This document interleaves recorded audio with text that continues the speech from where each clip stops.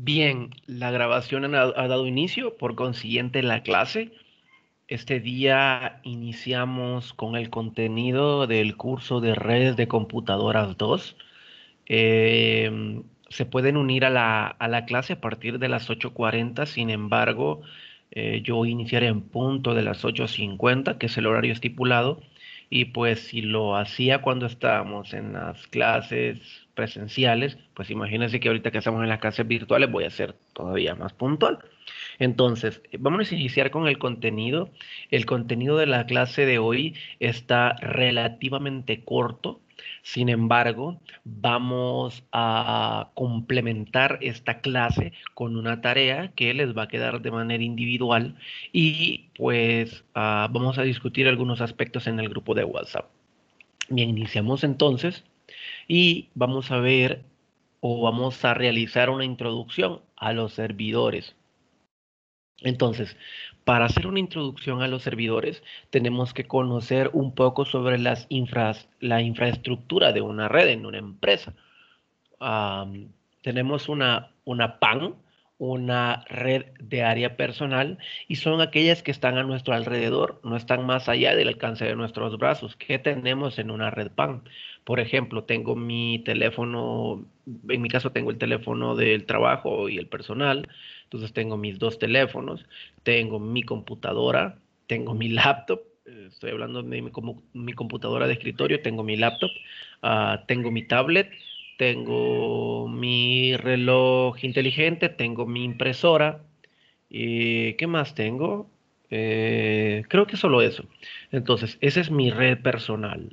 Tengo varios dispositivos. A lo mejor ustedes solo tengan su celular, su laptop, una que otra, una tablet a lo mejor. Y pues dependiendo del entorno en el que se desenvuelva, pues así va a tener una área personal o más o menos pequeña. Luego tenemos una LAN, una red de área local. Estas son locales para una empresa o edificio y son aproximadamente de 1 kilómetro de extensión. No es que no puedan tener 1100 metros, es que más o menos por ahí anda el estimado de área que pueden utilizar una red LAN, porque si se sobrepasan, entonces es una red MAN, es una red de área metropolitana. Se extiende entre los confines de una ciudad alrededor de 50 kilómetros. A lo mejor aquí en El Salvador no tenemos complejos empresariales, parques industriales que lleguen a que una sola empresa cubra esta cantidad de kilómetros. A lo mejor las más grandes andarán tal vez con suerte por la mitad, tal vez. Entonces, am, en otros países, inclusive de América Latina, México, por ejemplo, tiene empresas que tienen una gran cantidad de kilómetros. Por ejemplo, no sé si recientemente se enteraron del un incendio que hubo porque estaban robando combustible en una tubería en México, no recuerdo el estado, pero imagínense el tamaño de esa empresa, que ni siquiera se dieron cuenta que habían abierto eso para poder robar. Eh, Luego, después de las MAN, tenemos las WAN. Estas son las más extensas. Internet es un ejemplo de ello. Y también las redes de una empresa mundial. Si dejan de funcionar, pues generan altas pérdidas en la economía, puesto que dependen muchos negocios de estas redes, porque básicamente son los enlaces de Internet. Creo que el ciclo pasado, a los que llevaron redes uno conmigo, les hice toda la descripción de cómo funciona el Internet, desde que sale de la computadora de su casa hasta que llega a los puntos de interconexión. Continuando, aquí hay algunas infraestructuras de las redes físicas de una empresa. Tenemos una estructura de bus, tenemos una estructura de estrella, tenemos una estructura mixta que en la mayoría de los casos, por el poco control que se lleva en la infraestructura en nuestro país, puesto que no todas las empresas tienen una estructura formal de TI, muchas empresas ni siquiera tienen un departamento, ni siquiera tienen un representante de TI, pues ni siquiera tienen alguien que esté al pendiente de eso. La mayoría está en una red mixta, es decir, en una red un tanto desordenada. Luego tenemos una estructura de anillo, una estructura doble anillo, una estructura de árbol, una estructura de malla y totalmente conexa. La idea es que entre mayor cantidad de interconexiones eh, hay dos conceptos que se manejan en la red. El primero es escalabilidad. ¿Qué tanto puede crecer mi red? A la hora que yo la diseño, tengo que saber qué tanto puede crecer mi red. Y luego, redundancia. Redundancia es, por ejemplo, si vemos en la red totalmente conexa, si yo me quiero conectar de este nodo, por ejemplo, a este nodo de abajo, ¿qué canales puedo seguir? Ah, pues yo puedo venir directamente a él. Pero si ese enlace se rompió porque se lo comió un ratón o porque cayó algo sobre él, pues nada, me puedo venir por acá, hago un salto en este nodo y llego a él. Y si se dañó también esa red, pues nada, puedo venir de aquí a este nodo y pasar acá.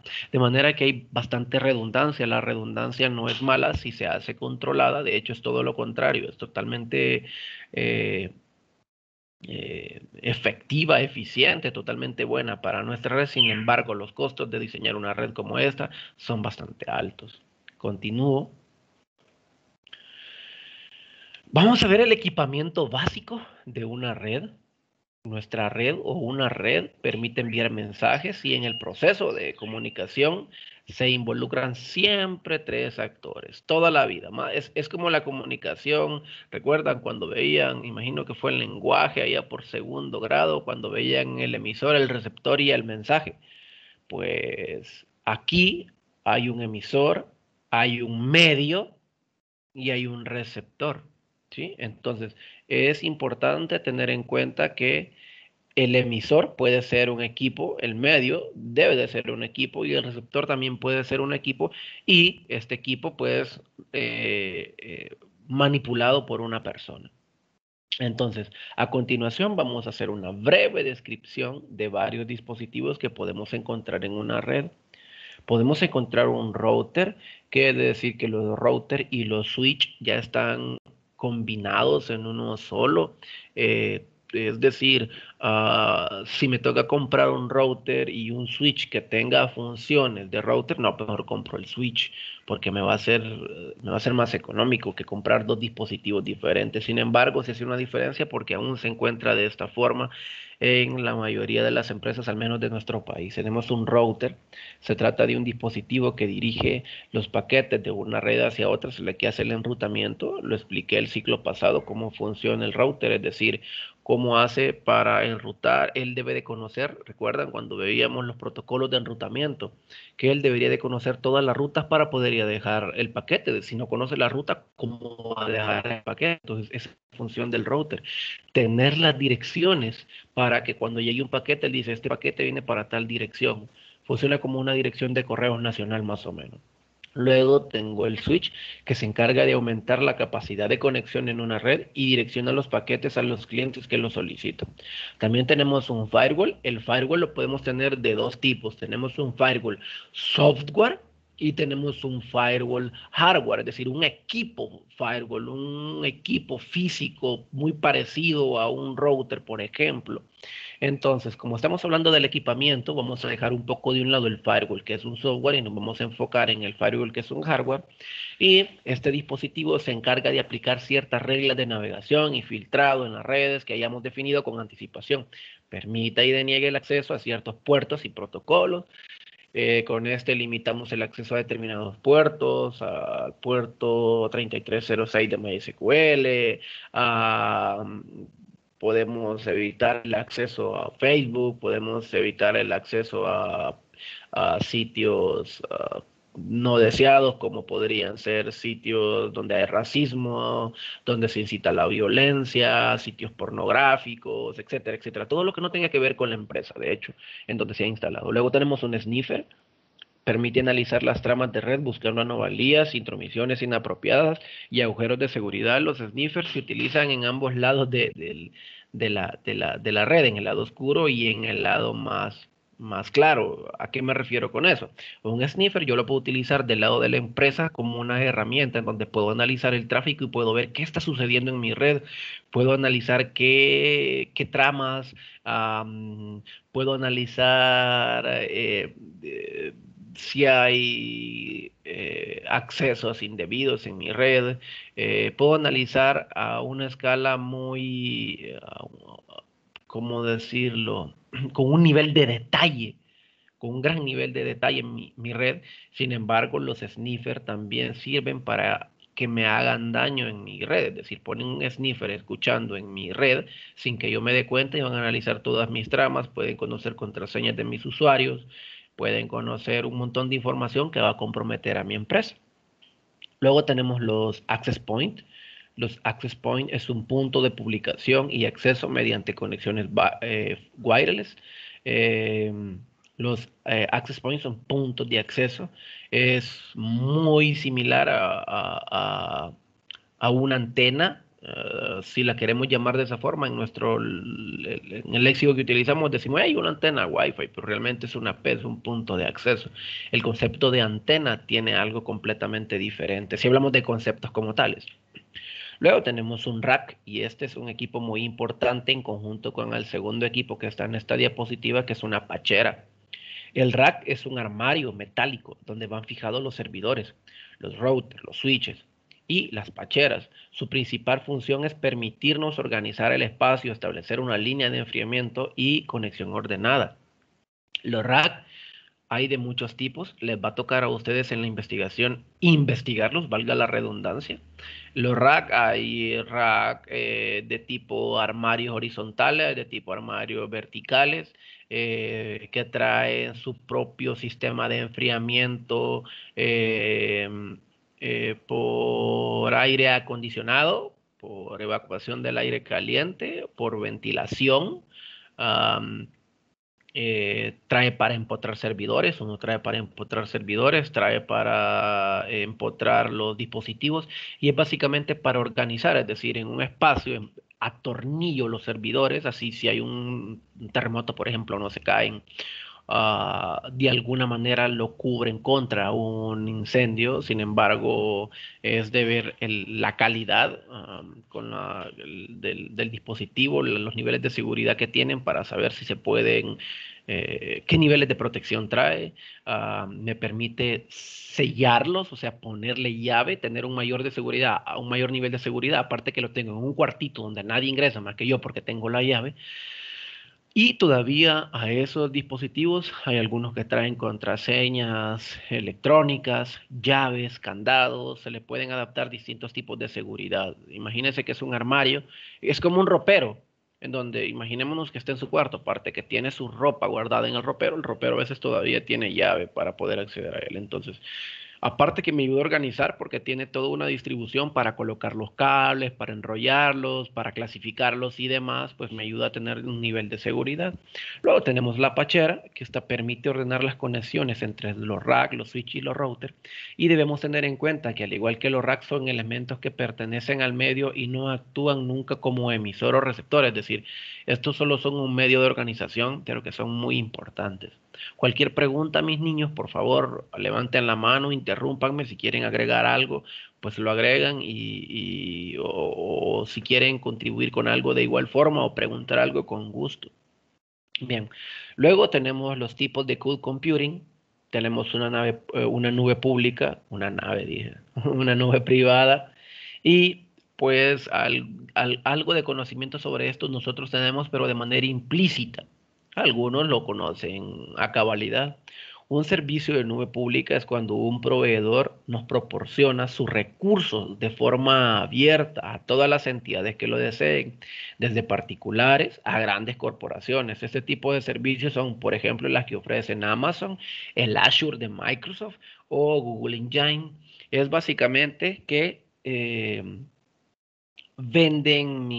me venden un espacio y yo puedo utilizar esos recursos de forma abierta de esas corporaciones. Claro, hay que pagar por ello.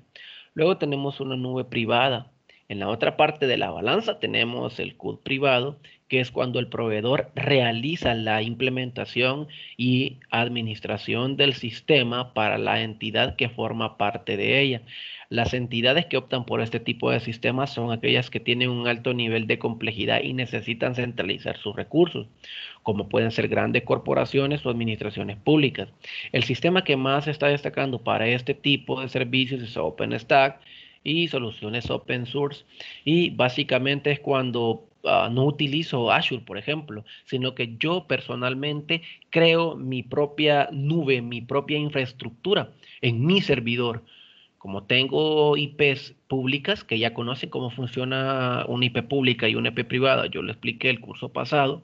Entonces, como tengo una IP pública, puedo salir a Internet y puedo convertirme en un servidor. Perfectamente puedo emular lo que hace Azure, emular lo que hace Amazon en mi propio entorno privado.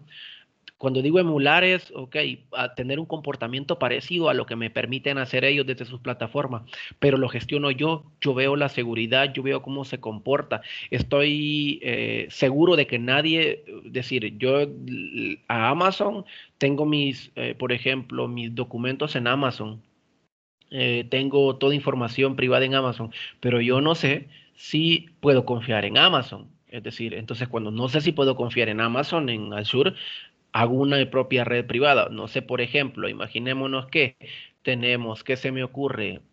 Tenemos datos confidenciales, como por ejemplo la NASA. Se han dado cuenta de que ahora le han pedido desclasificar algunos documentos e información sobre ovnis. Ojo, ovnis no significan naves espaciales, ovnis significa objetos voladores no identificados. Entonces, allí puede entrar cuando iniciaban los drones y toda la cosa, o sea, no necesariamente tiene que ver con extraterrestres. Pero les decía, entonces, imagínense, ellos van a confiar en Azure de Microsoft o van a confiar en Amazon, así como es el nivel de espionaje, es decir, es complicado, a lo mejor ellos tendrán una nube privada para eso. O podrían confiar. Es el nivel de complejidad de la información que se maneje de cada entidad. Y luego tenemos una híbrida que, como su nombre lo indica, esta solución está compuesta por las dos, por la combinación de una nube pública y una privada, donde hay una parte de los servicios y de la información que se maneja, que se ofrece de manera pública y otra de manera privada. Este tipo de soluciones tienen mucho potencial, ya que permiten hacer crecer el sistema contratando a tercero lo que se vaya necesitando. Este tipo de servicio también se puede realizar con OpenStack y cuando se refiere a tercerización es, por ejemplo, un servicio de tercerización podría ser um, contratar les pongo un caso de mantenimiento. Um, a la hora de imprimir una empresa, por ejemplo, una empresa no no compra las impresoras, no compra la tinta, sino que lo que hace es terceriza el servicio. Ok, te voy a pagar a vos un número de impresiones, solo te voy a pagar las impresiones y vos pone a la empresa, pone las impresoras, pone la tinta y cobrame, ¿qué se me ocurre? A 20 centavos o a 10 centavos la impresión, yo te la voy a pagar y a 5 centavos la copia, yo te la voy a pagar. Me sale más barato que contratar, que comprar yo las impresoras, me sale más barato que pagar yo por la tinta. Entonces, prefiero estar pagándote 10 centavos y ahí vos encargate de repararla y de todo lo demás. Eso es tercerizar los servicios. Continúo. Hay algunas modalidades del servicio de Cloud Computing y tenemos software como servicio, el SaaS. Este modelo de distribución de software donde una empresa sirve el mantenimiento, el soporte y la operación que usará el cliente durante el tiempo que lo haya contratado. El cliente usará el sistema alojado por la empresa, la cual mantendrá la información del cliente en sus sistemas y proveerá los recursos necesarios para explotar esa información. Y aquí hay algunos ejemplos, Salesforce, Basecamp y un ejemplo más sencillo. No sé si han percatado ahora que los sistemas de facturación, por ejemplo, los están vendiendo en línea. Es decir, ustedes pagan, que se me ocurre, unos $150 al mes y les habilitan el módulo de ventas, de inventario y de facturación y ustedes lo consultan en línea. Entonces solo les dan un link y una lista de usuarios. Usted ingresa ahí y desde ahí hace la gestión, es decir, con navegación. Usted no es dueño del programa, usted no lo hizo, ni siquiera lo tiene, ni siquiera sabe dónde está almacenada esa información, sí sabe que la tiene. Y al final de la membresía que usted ha pagado, ya sea que haya contratado 1 año, que haya contratado 2 años, 3 años o más, pues así va a poder utilizar el sistema. Después de ese tiempo va a tener que volver a pagar o va a poder traer sus datos en el formato que disponga la plataforma, que normalmente es un formato SQL, un respaldo en formato SQL o un formato de información en Excel.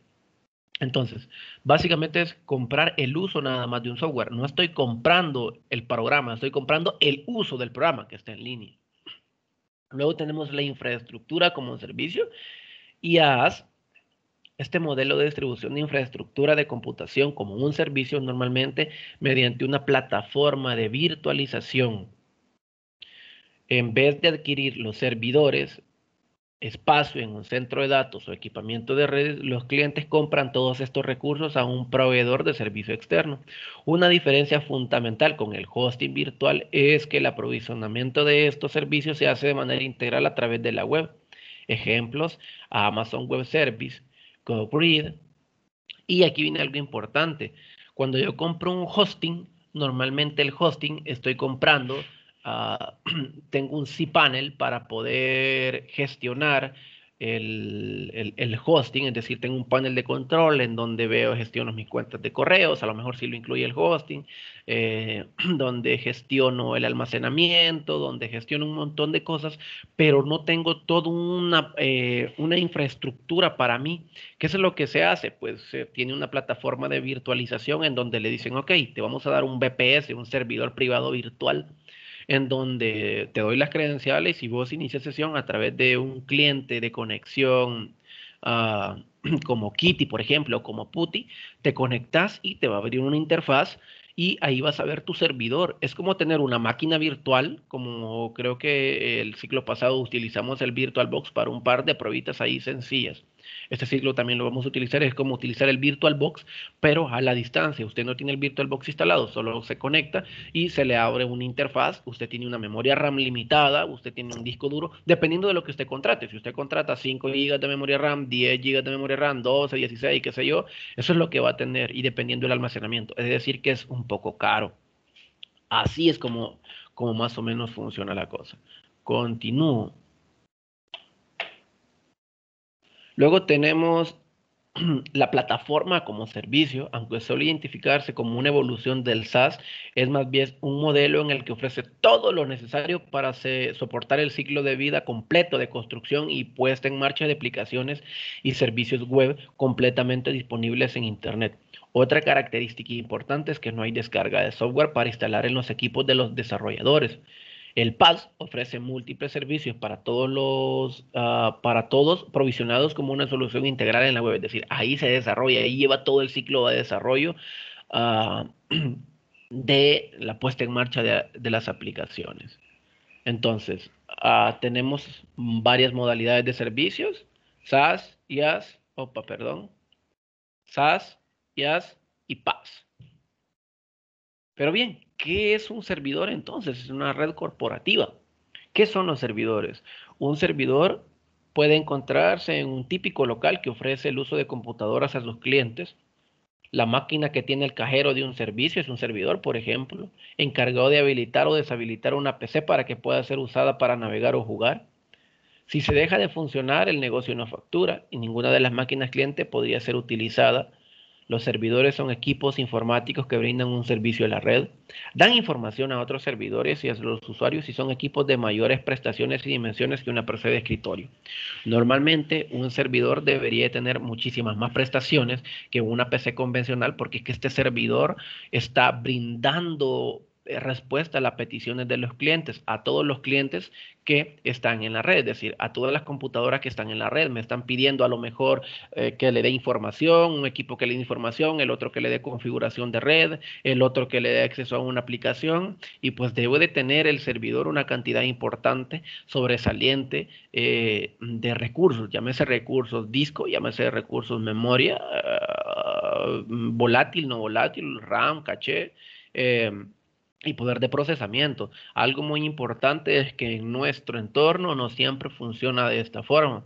Por ejemplo, si usted va a una farmacia San Roque, a lo mejor en la farmacia San Roque el servidor es una computadora por ahí que tienen en la esquinita de la misma, con 2 gigas a lo mejor más de RAM de las demás, porque solo son pocas computadoras. ¿Cuántos? Eran 8 o 10 computadoras en las farmacias San Roque más grandes. Eh, en las que, pues, digamos que ese servidor, a pesar que recibe muchas consultas, lo ideal sería que estuviese fuera de la empresa, pero la infraestructura con la que ellos trabajan es de esa forma. Por poner un ejemplo, pues, por poner un ejemplo. Y así hay varias empresitas pequeñitas que lo que tienen es algo como eso. Hay otra, por ejemplo, que el servidor es la misma máquina donde están facturando.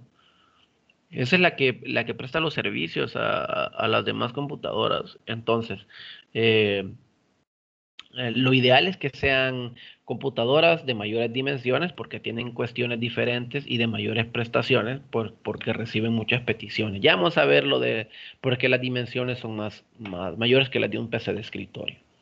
Y aquí vamos a ver, por ejemplo, una diferencia entre un servidor y una PC convencional. Ojo, y es de un servidor súper viejísimo y una computadora igual. De hecho, la van a ver.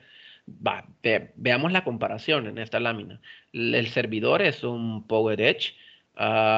El servidor está en la columna del medio y el PC de escritorio es una Optiplex 960. Imagínense, tiene un Intel Core Duo. ¿Sí?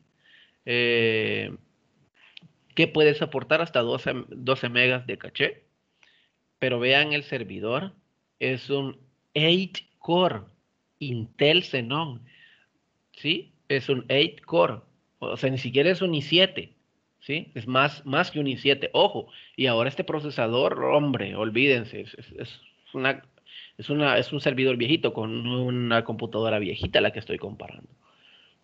La PC de escritorio puede tener hasta 320 gigas con una conexión SATA. Y el servidor puede tener hasta 9 terabytes.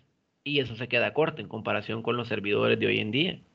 Puede ser SSD o SAS. Luego la memoria RAM, la PC de escritorio incluso podría llegar hasta 16 gigas con DDR2 o SD-RAM a 800 megahertz. Y ojo, 16 gigas de memoria RAM en una laptop es bastante. Es decir, poco se pueden ampliar las capacidades de memoria RAM en una computadora, ya sea laptop o en una computadora de escritorio, uh, por las placas que tenemos. Luego, en la PC de escritorio tenemos una placa gráfica de 512 del productor NVIDIA. Y la placa gráfica podemos tener una Matrox G200 en el servidor, lo cual es una diferencia completamente abismal en relación a los 512 que tenemos en el PC de escritorio. Continuando, vimos algunas diferencias entre el servidor y una computadora común. Vamos a poder realizar un análisis con un mayor detalle de cómo un servidor es por dentro y las partes de su hardware, las partes que son más importantes. He de decir que esta información, normalmente yo llevo un equipo servidor al centro de cómputo para que ustedes lo vean, lo examinen, veamos cómo son y veamos que son completamente diferentes. De hecho, hasta llave tienen un sistema de seguridad los servidores, o sea, para poder abrirlos y pueden realizar cambios en caliente, es decir, el servidor está funcionando. Para que un servidor inicie muchas veces se tarda, híjole, hasta 30 minutos, 40 minutos para que inicie el sistema operativo, porque hace una calibración en su temperatura, hace un montón de comprobaciones antes de poder iniciar. Entonces, imagínense que yo quiero instalarle una memoria RAM, no voy a dejar 40 minutos. Imagínense un Super Selectos dejando de vender 40 minutos. ¿En cuánto se traduce eso? Hombre, es un montón de plata. Hablando de Super Selectos, que es de las empresitas como que mayor afluencia de clientes tienen en El Salvador. Imaginémonos en otros países donde las cuestiones son mayores, como por ejemplo la bolsa de valores de Wall Street, por ejemplo, y cosas como eso. Entonces, Aquí hay algunas partes más básicas de un servidor que son las que yo debo de tomar en cuenta a la hora de comprarlo, muy, muy importante. Y esto es lo que ustedes tienen que ver en la tarea. Tengo el número uno, es la refrigeración. Este sistema es muy importante ya que si deja de funcionar el servidor, se verá en serios problemas porque pues, va a recalentar. El sistema de refrigeración es un sistema en donde tiene no uno, sino varios disipadores de temperatura, varios ventiladores y dependiendo de la tecnología, varios sistemas de enfriamiento con diferentes tecnologías que van a ayudar a que el servidor mantenga una temperatura adecuada y que no pase de esa temperatura. A diferencia de los PC convencionales que solo tienen un ventiladorcito por ahí en la fuente, que ya lo trae la fuente, y si usted tiene la posibilidad, le pone otro por ahí para que saque un poquito el calor. Y a veces no sabemos y lo ponemos para el otro lado, y en lugar de sacar el calor, lo mete más, ¿verdad? Entonces, estos sistemas de enfriamiento, de refrigeración son muy importantes y a la hora de comprar un servidor tengo que preguntar, ¿cómo es el sistema de enfriamiento? ¿Cómo es el sistema de refrigeración? ¿Cómo funciona? Y ahí hacemos la comparativa. Luego tenemos los HDs, que los HDs son el espacio para los discos duros, no trae el espacio en las computadoras convencionales, trae el espacio para dos o hasta tres discos duros.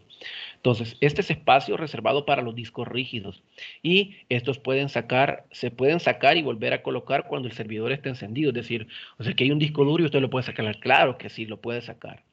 Esto sin que haya pérdida de datos, se reconstruye el disco nuevo y sigue funcionando. Esto se conoce como arreglos RAID.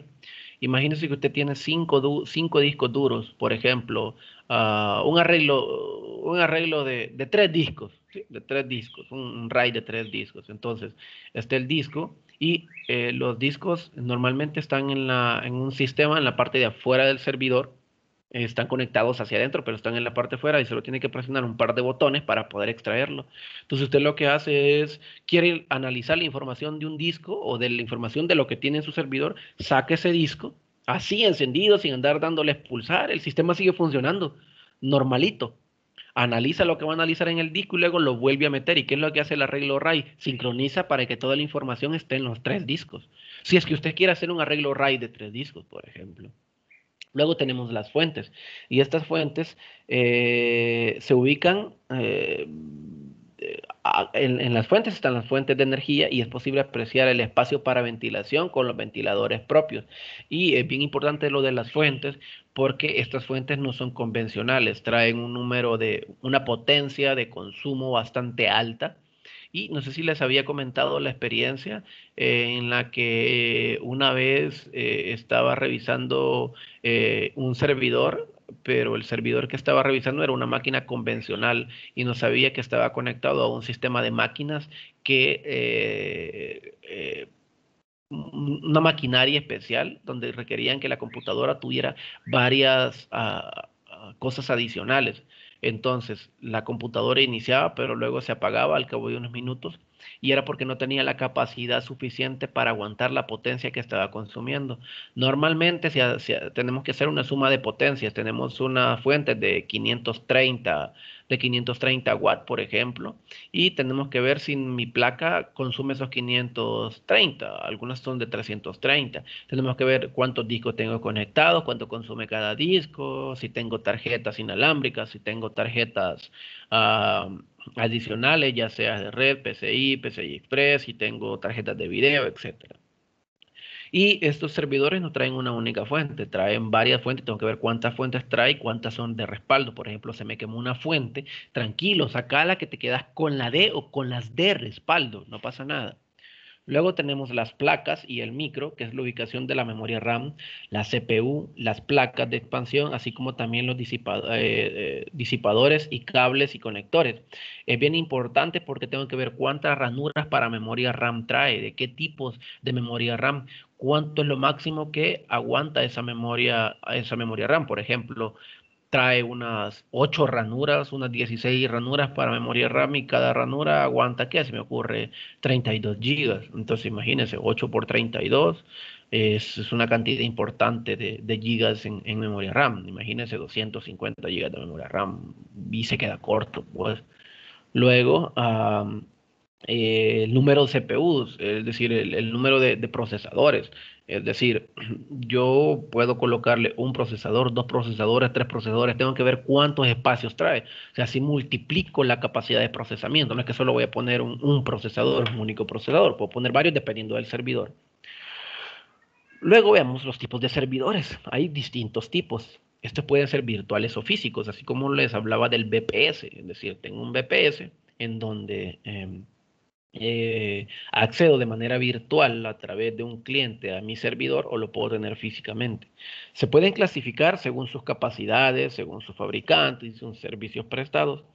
A continuación, se va a hacer una clasificación basado en los servicios prestados. Tenemos un servicio, tenemos servidores de impresión que tienen conectadas varias impresoras de red y administran las colas de impresión según las peticiones de sus clientes. Hay empresas en donde hay un departamento completo que solo se encarga de administración, por ejemplo, edificios completos en donde yo estoy, por ejemplo, en el quinto piso.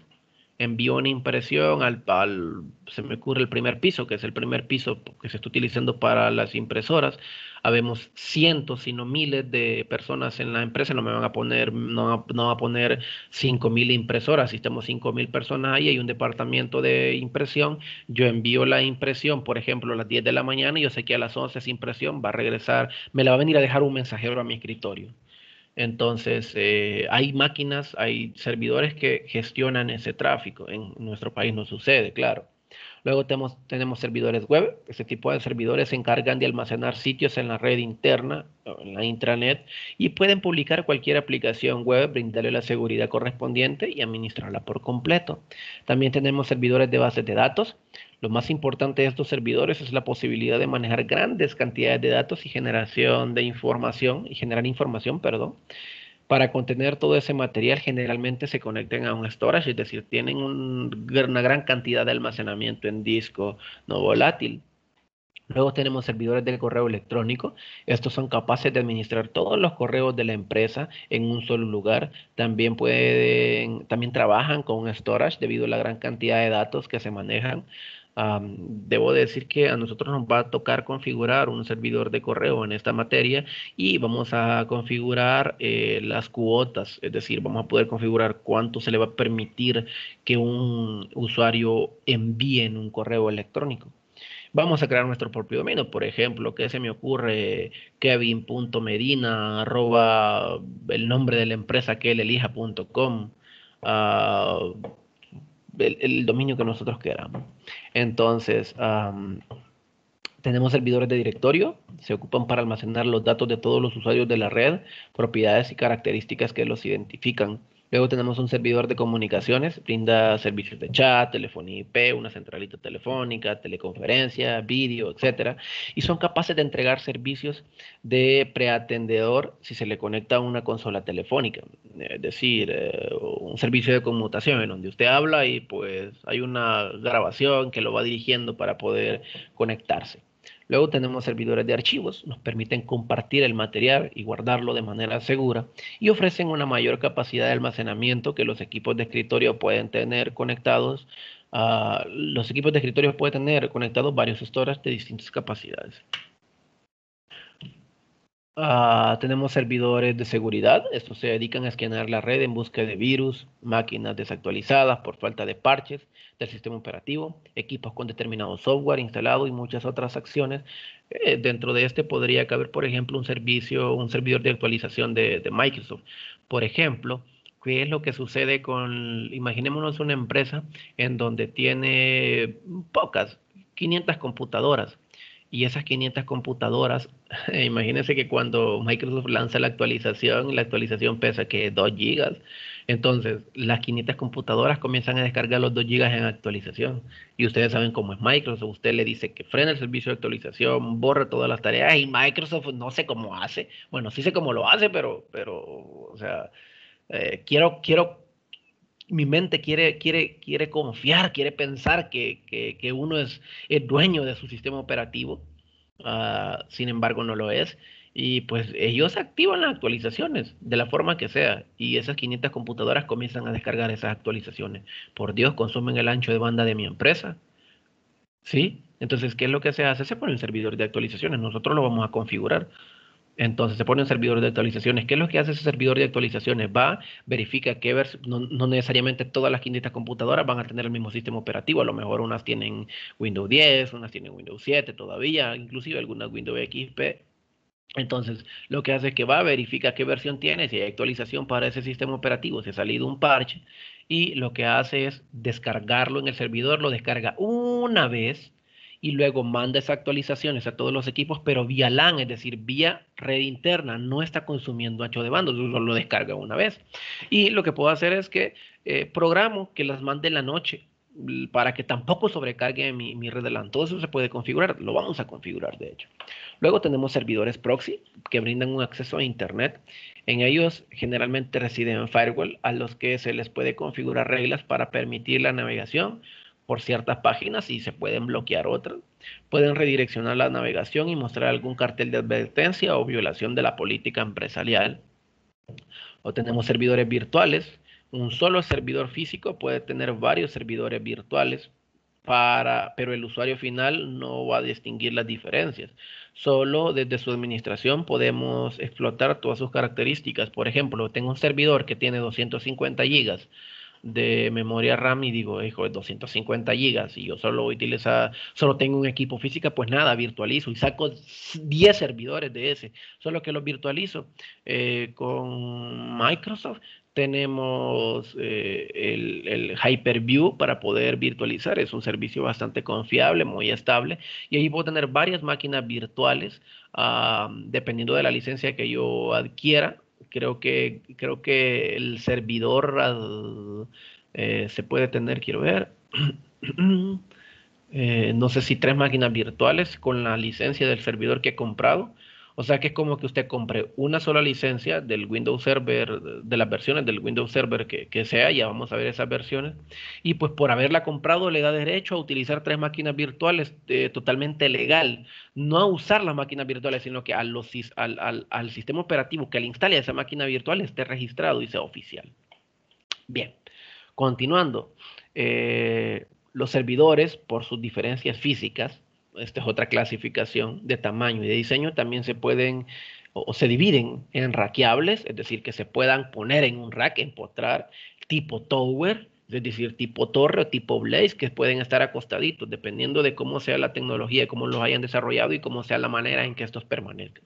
Los rackeables son aquellos que podemos colocar dentro de un armario con correderas, rack. Suelen ser delgados como una laptop, de grandes dimensiones. Los servidores de tipo Tower son los más típicos, son más parecidos a una PC físicamente, pero más potentes. Por último, los Blaze son equipos grandes que permiten cambiar o agregar hardware de forma caliente, esto mientras el servidor está activo.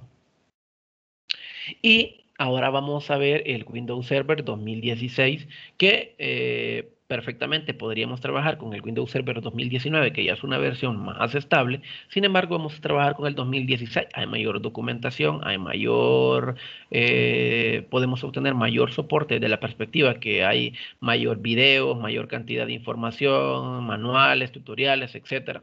Y es un sistema operativo, incluso el 2012, el Windows Server 2012, es bastante bueno. Entonces, hay varias versiones, está desde la versión creo que 2002, 2008, 2012, 2016, 2019, las versiones del Windows Server.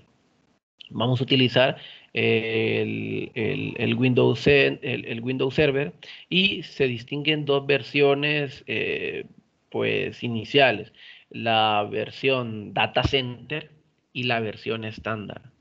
Tiene sus diferencias entre la versión Data Center y la versión estándar. Las vamos a ver más adelante. Vamos a ver en la versión Data Center cuánto en la versión Data Center, cuántos clientes, qué puedo hacer con las versiones, es decir, siempre Windows Server, pero con dos versiones diferentes. Es como las versiones del Windows 10, por ejemplo, la Pro, la Home, etcétera, etcétera.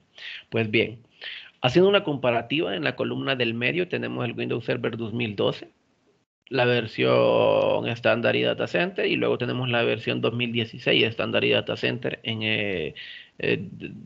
Vamos a hacer una comparación. Por ejemplo, en la memoria física el Windows Server 2012 permitía hasta 4 terabytes por un servidor físico. Sin embargo, el 2016 permite hasta 24 terabytes por servidor físico. Y esto multiplicado por 6. En el Windows Server 2012 podríamos tener hasta 320 procesadores lógicos. En el Server 2016 hasta 512 procesadores lógicos. Luego, la memoria de la máquina virtual en el Windows Server podríamos tener hasta 1 tera por máquina virtual, pero en el Windows Server 2016 hasta 12 teras por 12 máquinas virtuales. Luego procesadores virtuales por máquina virtual, hasta 64 procesadores virtuales por máquina virtual en el 2012 y hasta 240 procesadores en el Windows Server 2016. Y así, aquí hay una serie de comparativas, no me voy a detener en todas. Ustedes pueden, de hecho, en la tarea van a tener que hacer una investigación de qué es cada una de estas cosas que están aquí, de estas funciones, que es el Device Guards, el App Locker, el Windows Defender, etcétera, etcétera. Aquí hay una comparación de seguridad, aquí hay una comparación de centro de datos definidos por software, aquí hay una comparación sobre el software de red, aquí hay por el software de almacenamiento, aquí hay aplicaciones para la nube y aquí empieza la tarea. Tarea número 1. Una semana, ojo, una semana. Van a realizar un informe sobre el equipamiento de red, equipamiento físico de red. Van a listar las características, las marcas y los precios de los equipos. Y van a ser 2 como mínimo por cada equipo. ¿De cuáles equipos? De todos los que hablamos anteriormente. Un router, un switch, un rack, una pachera, un firewall, un sniffer. Entonces ustedes lo que van a hacer es que van a entrar a internet, a un sitio confiable, van a colocar, ok, este es un servidor HP, tiene estas características, el precio de compra es este, en cuánto tiempo llega al país, como si usted lo fuera a comprar. Sí, de hecho, hasta una cotización formal serviría. Ojo, no quiero que entren a Google y pongan servidores y la primera página no sé qué youtuber aquí se me ocurre, no hay ningún yo no soy de youtuber, pero donde cualquier persona mete información. No, no, tiene que ser confiable. Tiene que ser confiable de la página del fabricante, los precios del fabricante, con cuánto vienen a El Salvador, con cuánto lo tenemos aquí en la empresa. ¿Sí? Entonces lo que voy a hacer es que voy a seleccionar a algunos, si no es que a todos, el grupo está levemente pequeño, voy a ver cuántos somos ahorita. Somos 9, imagínense. No, hombre, a los 9 les voy a preguntar. A ver, voy a descargar la lista de asistencia ahorita, a ver cómo estamos. Entonces, les decía que les voy a preguntar, vaya, dígame, se me ocurre, Pedro Armando, muéstreme un equipo router. ¿Cuánto vale? ¿Cuáles son las características? ¿En cuánto tiempo está aquí en la empresa? Y usted me lo tiene que mostrar con referencias formales. Es decir, mire, está aquí en esta página, solo tengo que darle aquí. O yo consulté, hablé a tal empresa, me dijeron que esto y aquí están todos los datos que me dieron. O sea, así como si ustedes lo fueran a adquirir. Además de eso, van a realizar un informe sobre servidores, listando características. Ok, esto es sobre equipamiento de red, el primer punto, sobre equipamiento de red. El segundo punto es sobre servidores. Van a listar características, marcas y precios y van a ir a ver todo lo que yo les dije, el sistema de enfriamiento, cuántos discos duros, cuánta memoria RAM, cuántos procesadores, cuántas expansiones, tiene la placa, etcétera, etcétera. Me van a mostrar de igual forma ese resumen. Mire, encontramos un servidor HP, PowerEdge 19 que tiene este y este otro dato, se puede ampliar hasta aquí y puesto aquí en la empresa vale tanto. Lo que quiero es que ustedes vean los precios, las características y se vayan familiarizando con eso y no tengan en mente como cuánto puede valer un servidor, algo práctico, si es que no podemos verlos físicamente, pero al vernos vamos a hacer otro tipo de cuestiones prácticas. Estos informes los van a juntar, los van a comprimir y van a cargar esa carpeta comprimida al aula virtual antes de la próxima clase, es decir, la clase es el miércoles 3 de febrero a las 8:50, pues antes de las 8:50 debe de estar cargada. Algo muy importante, les doy una semana completa para realizar esta tarea. Una semana.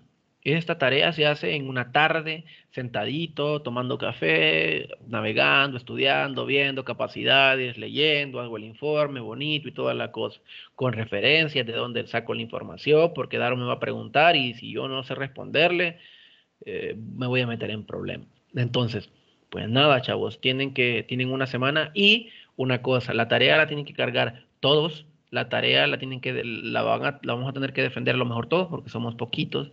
Am, Hagan la tarea, cárguenla y no me vayan a decir, Inge, que viera, ya la tenía yo y solo de cargar y cuando le di cargar, no la cargué porque se me fue el internet. Tienen una semana para hacerlo. No voy a permitir que nadie luego de esto me diga, Inge, yo no la pude cargar si han tenido suficiente tiempo. Entonces, no sé si tienen alguna pregunta.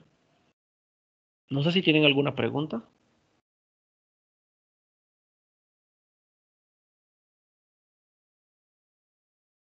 Ingeniero, y en Word lo vamos a hacer y después lo vamos a comprimir.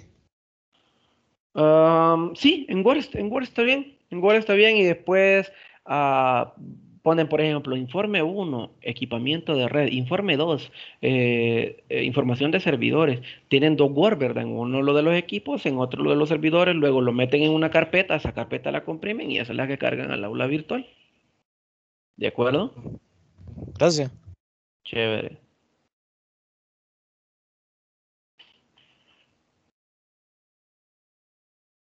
¿Más preguntas?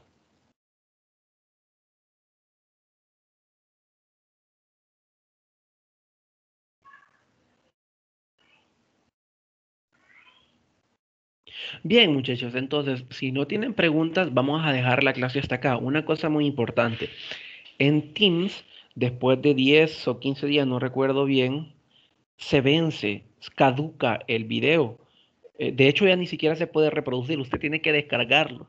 En las sesiones que he estado haciendo anteriormente, la descarga andará por 300, 400 megas. Entonces es un problema.